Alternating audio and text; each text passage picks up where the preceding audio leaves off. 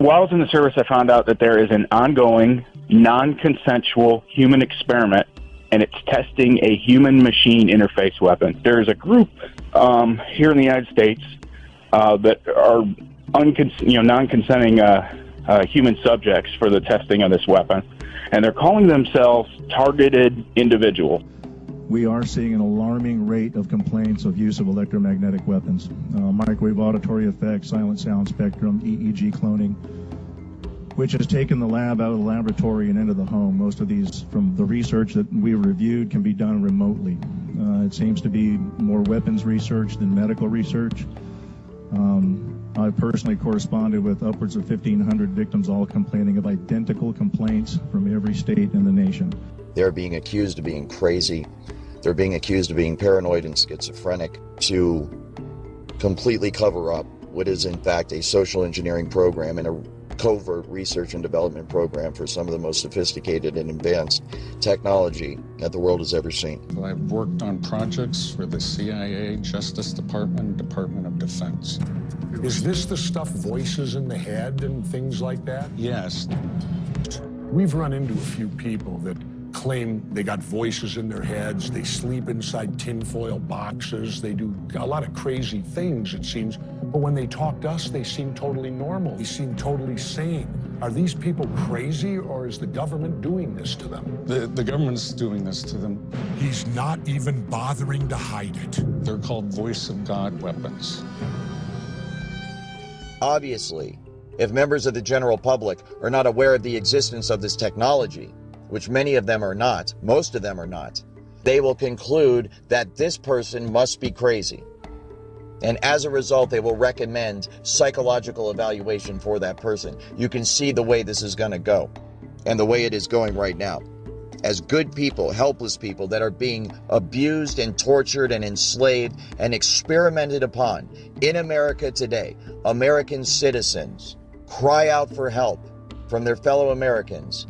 And their fellow Americans say, why don't you take some Prozac because we think you're schizophrenic? When this is a highly technical program, all of the symptoms are induced by a technology that is so fucking sophisticated, it is horrifying beyond description. The CIA claims torture works.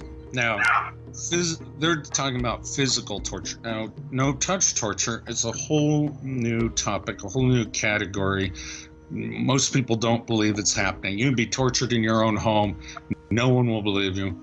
So the U.S. military, they are actually working on augmented reality and VR right now.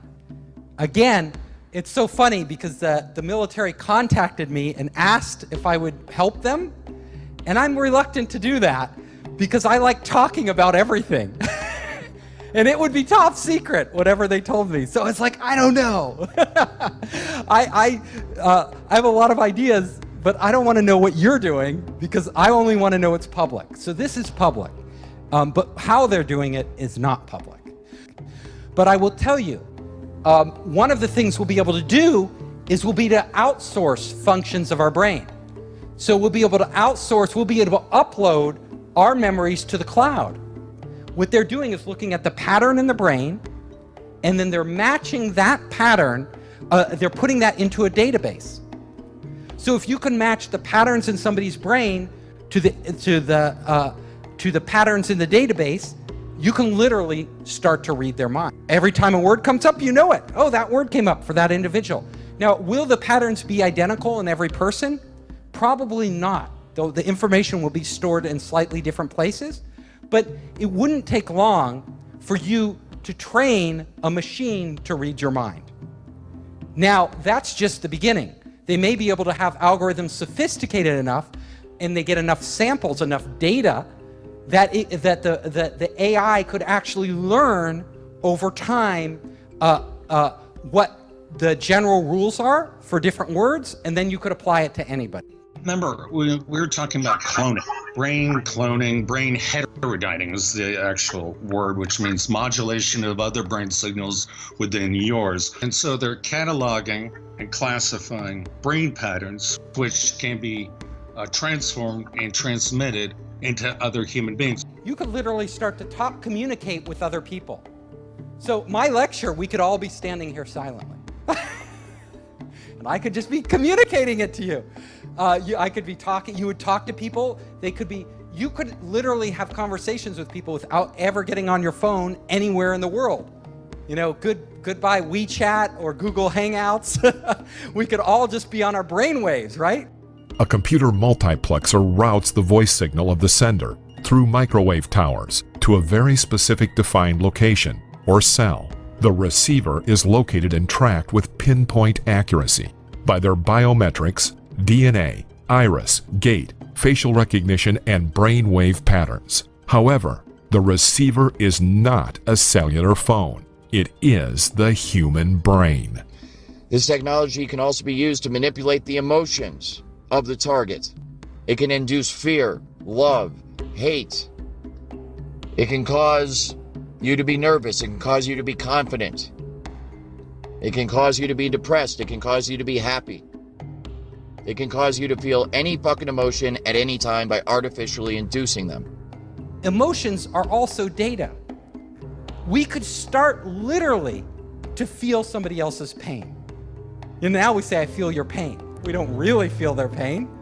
But in the future, we may actually really feel their pain. Like if they're sad, all of a sudden we could tap in, you know, to your wife or girlfriend or boyfriend, and you could be like, oh my God, I feel your pain. I feel your anxiety, you know? What they do is they go and get your garbage in front of your house and get your DNA. And then once they've got your DNA sequence, they can then go to a supercomputer and they can biocode directed energy attacks that will only go and bioresonate with your body. So that three people can be standing right next to you and nobody's going to feel the harassment except you, because these signals are biocoded to your body's tuning only. And then they can send down V2K, they can send down any symptom they want, because they're in full control of the bioresonance of your bioenergy. The frequency that's being used, at least in the most advanced forms, that hacks into the mind. Once that frequency hacks into the mind, it has access to the entire mind and the entire body. And so all it's doing is manipulating the electrical signals within the brain.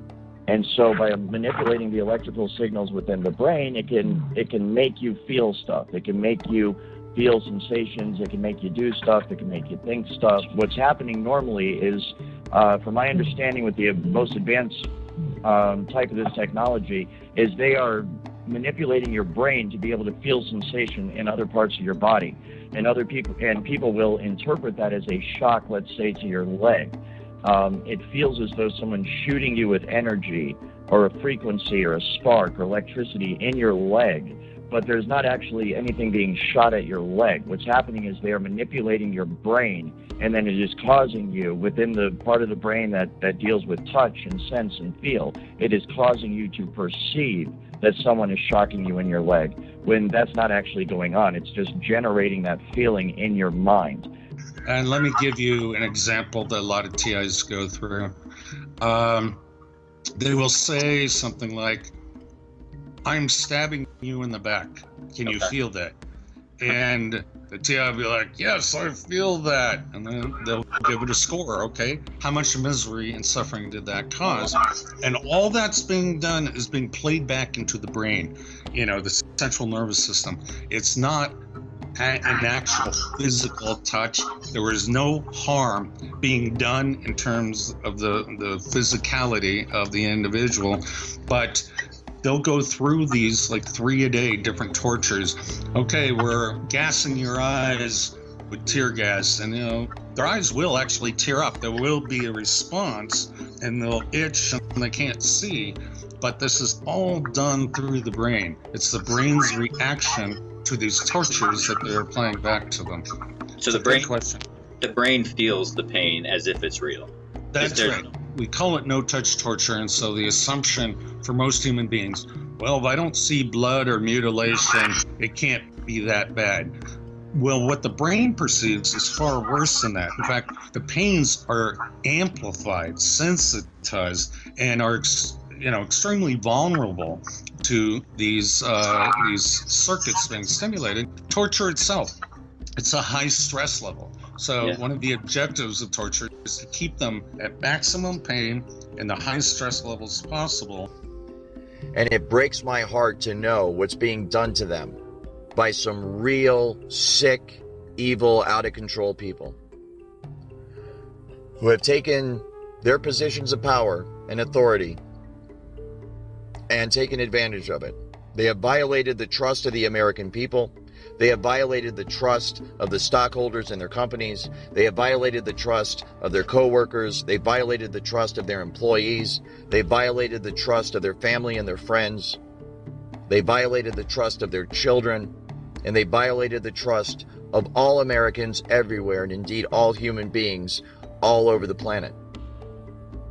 They have violated that trust by using their positions of power to conceal themselves from scrutiny, and then use that veil of secrecy to launch what amounts to an attack on a nonviolent American population who are just trying to live their lives and make a living and be happy, love their friends and family, and do the best they can.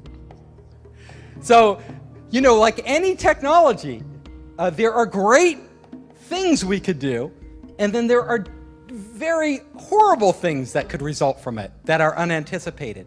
Now, if somebody hacks into your cell phone or your bank account, they can steal your identity. But it's not your real identity. It's more like your money.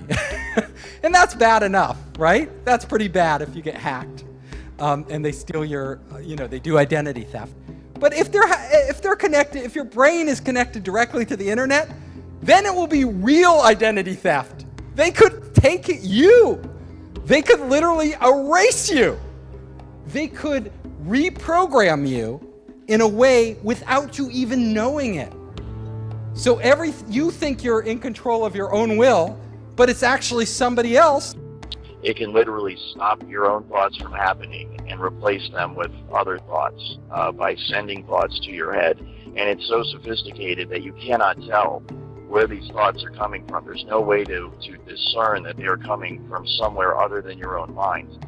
So you can imagine how bad this would be for people that don't even realize this technology exists. And they're having these thoughts, which they think are spontaneous, because being under the influence of this technology now, kind of having been on both sides of it, I am just amazed at the way it works. And I know that the thoughts that they beam into your head originate from the exact same place in your mind that your own natural thoughts originate from. So if I didn't know I was under the influence of this technology, then I would have no idea that anyone was influencing my thoughts at all. And that's exactly what it could be used for. It could be used to sway people in terms of their opinion, to make them go along with a certain agenda. It can be used to turn groups of people or individuals against each other for whatever purpose. And who do we trust with this technology? Well, apparently not Mark Zuckerberg. He didn't do that good a job at protecting our data. Do we trust a government? Do we trust Donald Trump? Who do we trust? Yeah, decentralized, a blockchain, right? You're going to have technology that protects us. Technology which really doesn't exist today, and it has to be so foolproof, and we have to have so much faith in it that we're willing to open up our brains to that potential of being hacked. So my final slide here is that, our future could go two ways, right? We could literally create heaven on earth.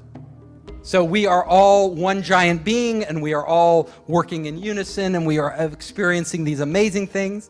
Or it could be hell, where there's some evil AI or evil people controlling everything we do, and we're more like zombies, where we don't even know it. Like we think we're free, and we're not actually free.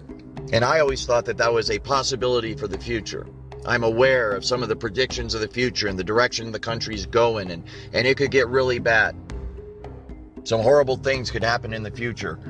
And one of the things I've been struggling with, trying to wrap my mind around, is that this is not about the future at all. It's happening right now in America today. And it's a goddamn disgrace. What these people have done is turned this technology into a video game, and that is exactly how they approach it. They approach it as though they are playing a cross between Sid Meier's Civilization on their computer and Sims, where they are controlling all of civilization and also controlling people on the individual level. It is infuriating. It is highly, highly illegal, and it must be stopped now.